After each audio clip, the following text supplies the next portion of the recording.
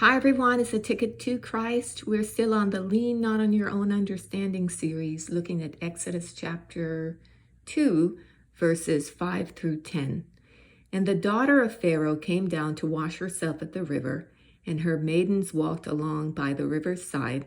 And when she saw the ark among the flags, she sent her maid to fetch it. And when she had opened it, she saw the child, and behold, the babe wept. And she had compassion on him and said, "This is one of the Hebrews' children." Then said his sister to Pharaoh's daughter, "Shall I go and call to thee a nurse of the Hebrew women, that she may nurse the child for thee?" And Pharaoh's daughter said to her, "Go." And the maid went and called the child's mother.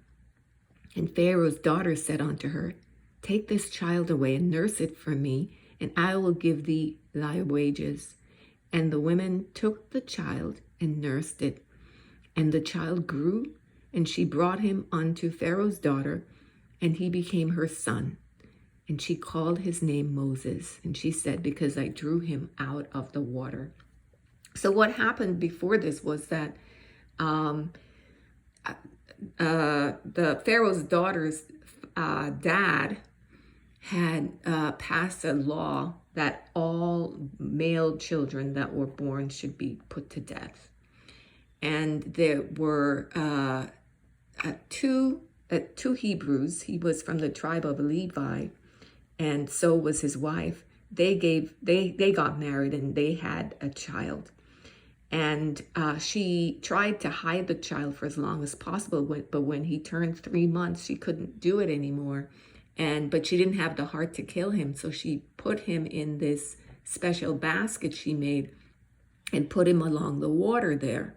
And his sister, who was Miriam, ran along the side there to watch to see what would happen to him. And so that's where we pick up here in verse 5. We see Pharaoh's daughter coming to take a bath and finding Moses. And interestingly enough, Miriam was right there to kind of negotiate in a wise way what would happen to the baby. Now, why is this lean not on your own understanding? Well, many factors here. The first being Moses's biological mother, who she took a risk, even though there was a big decree that could have cost her, probably cost them their life and everything. She didn't obey it. She protected Moses as long as she could, and then she just did what she could to guide his life. You know, she was not going to raise her hand against him, and she left him in the hands of God. And we see Pharaoh's daughter here playing a role. She too took a risk, because it was her dad that gave that wicked decree. But it looks like she was a person who had compassion.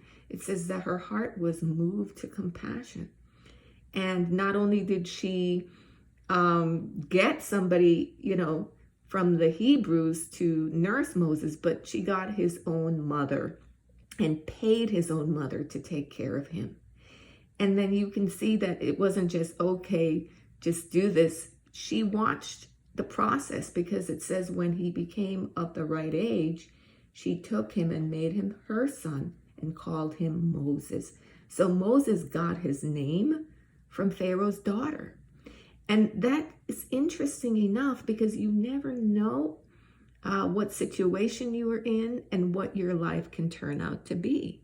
You never know from the decisions you're making, the good decisions you're making, the righteous stances that you're making, what life will bring your way. And here we have it.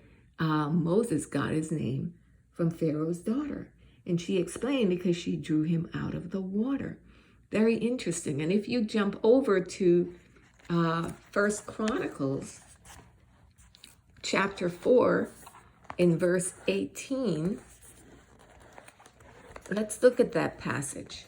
It says, "And his wife Jehudiah bare Jared, the father of Gedor, and Heber, the father of Sokol, and Jekuthiel, the father of Zanoah. And these were the sons of Bethiah, the daughter of Pharaoh, which Mered took."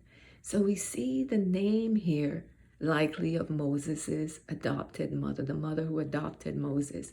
Her name is Bethiah, because it says the daughter of Pharaoh here. Notice she's in the lineage of the Hebrews because a man named Merid was married her.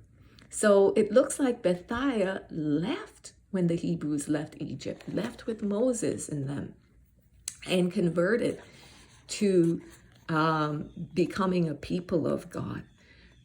Egypt being a type, which is the sin life, and being called out of Egypt into the promised land would be to its salvation.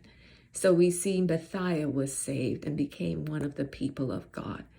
And Pharaoh, her dad, had died, and it was probably her brother was the other Pharaoh who had Moses had gone up to say, let my people go.